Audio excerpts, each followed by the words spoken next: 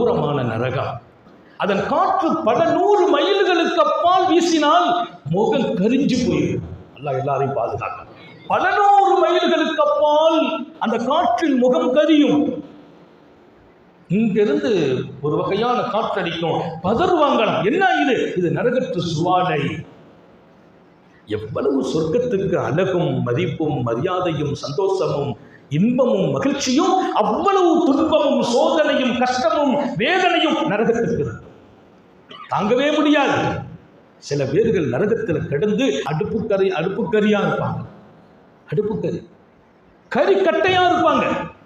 அந்த தோல் கரிந்தால் ஆக முடிஞ்சு போச்சு. இல்ல, புதிய தோலை கொடுத்து மீண்டும் தண்டனை நடக்கும். அப்ப கரிஞ்சு போயிருப்பாங்க. காரூண்ய சீலர் ஸல்லல்லாஹு அலைஹி வஸல்லம், ரப்பே கொண்டு போங்க, அங்க கொண்டு போய் என்ன அந்த தண்ணியில போடுங்கம்மா, தண்ணியில கொண்டு போடுவாங்க. அந்த தண்ணியில இவங்களை போட்ட உடனே அப்படியே அந்த கரியெல்லாம் அப்படியே தூள் தூளா போய் அப்படியே இவங்க ஒரு புது மரச்செடி போல் முளைத்து அந்த நிலை மாறி அவங்களை பரிசுத்தமாக்கி அந்த மனித கோலத்தை கொடுத்து இப்ப சொர்க்கத்தில் கொண்டு விடுவானா.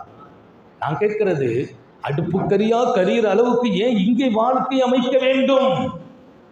கொஞ்சம் ஆசைகளை அடக்கி பாருங்கள். உன்னதமான சொர்க்கம் உங்களுக்காக காத்திருக்கிறது.